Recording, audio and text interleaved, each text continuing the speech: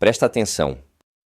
Quando a Bíblia chama Jesus de primogênito, ela não está dizendo que ele foi criado. Esse entendimento nasce quando a gente pega a palavra fora do verdadeiro sentido bíblico dela. Na cultura bíblica, primogênito não é quem nasce primeiro, é quem recebe a herança, a autoridade e a posição. Por exemplo, quando Deus fala de Davi no Salmo 89, ele está falando de um rei que viria da linhagem davídica, alguém que governaria com autoridade.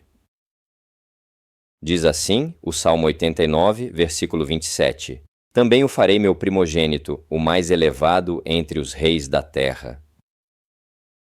Davi não foi o primeiro filho de Jessé, foi o último. Então, aqui, primogênito claramente não é ordem de nascimento, é exaltação. Deus está dizendo, eu vou colocá-lo acima.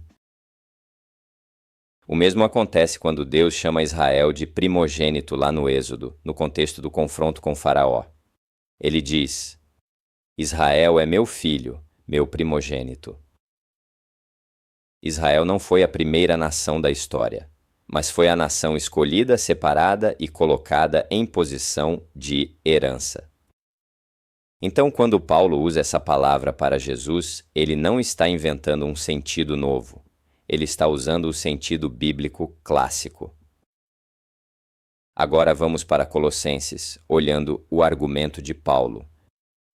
Em Colossenses 1, Paulo está combatendo heresias que diminuíam Cristo. Havia pessoas dizendo que Jesus era só um ser intermediário, quase um anjo evoluído. A resposta de Paulo é exaltar Cristo ao máximo. Colossenses 1,15 diz que ele é a imagem do Deus invisível, o primogênito de toda a criação.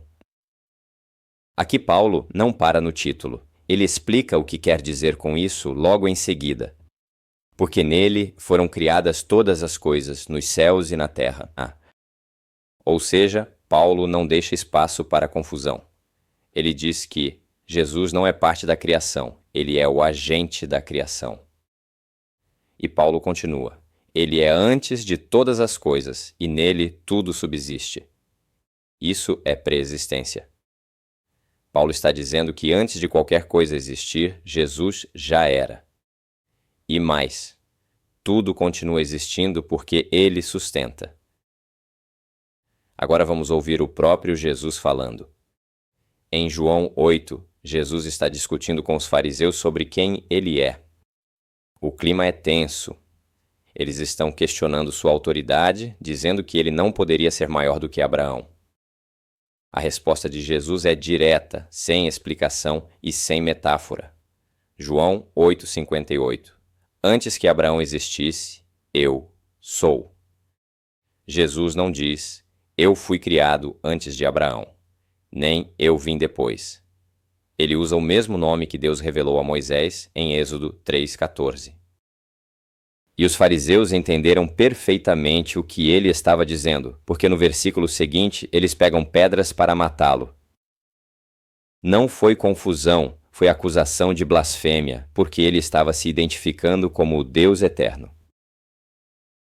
Quando Jesus cura no sábado, em João 5, os líderes religiosos ficam indignados. Aí Jesus diz, meu pai trabalha até agora e eu também trabalho. Na hora eles quiseram matá-lo, porque entenderam exatamente o que ele estava dizendo, que Deus era seu pai de um jeito único, se fazendo igual a Deus. O próprio texto diz isso, não foi mal entendido. Eles quiseram matá-lo porque Jesus estava afirmando a sua divindade. João 10,30, Jesus diz, eu e o Pai somos um. Os judeus pegaram novamente pedras para apedrejá-lo. E disseram, não é por boa obra que queremos apedrejar-te, mas por blasfêmia, porque tu, sendo homem, te fazes Deus. Quando João escreve o seu evangelho, ele já começa colocando Jesus fora do tempo. No princípio era o Verbo, e o Verbo era Deus. Todas as coisas foram feitas por intermédio dele. João não diz, o Verbo passou a existir. Ele diz, era. Quando o princípio começou, o Verbo já estava lá. Quando Paulo chama Jesus de primogênito dentre os mortos, em Colossenses 1:18, ele está falando da ressurreição, não da criação. Ele é o princípio, o primogênito dentre os mortos, para quem tudo tenha a supremacia. Jesus não foi o primeiro a ressuscitar no sentido biológico, mas ele foi o primeiro a ressuscitar com o corpo perfeito e glorificado. Ele inaugurou a nova criação. Cristo ressuscitou dentre os mortos, sendo as primícias dos que dormem. As primícias não são o todo, são a garantia de que o resto vem depois. E o argumento final que fecha tudo. O autor de Hebreus escreve para judeus que conheciam profundamente o Antigo Testamento. E ele diz algo impensável se Jesus fosse uma criatura. Hebreus 1:6. E todos os anjos de Deus o adorem. Anjo não adora anjo. Criatura não adora criatura. Só Deus recebe adoração. Então, quando a Bíblia chama Jesus de primogênito, ela não está dizendo que ele foi criado. Ela está revelando quem ele é. Jesus é eterno, porque ele já existia antes de qualquer coisa existir. Criador, porque todas as coisas foram feitas por meio dele. Imagem perfeita do Deus invisível, porque quem vê o Filho, vê o Pai. Herdeiro de todas as coisas, porque tudo foi criado para ele. Sustentador do universo, porque tudo subsiste nele. Senhor sobre a criação, não parte dela. O Eu Sou, que falou com Moisés e caminhou entre nós. Cabeça da igreja, não servo dela. Primogênito dentre os mortos, porque venceu a morte de forma definitiva. Inaugurador da nova criação, garantindo a nossa ressurreição.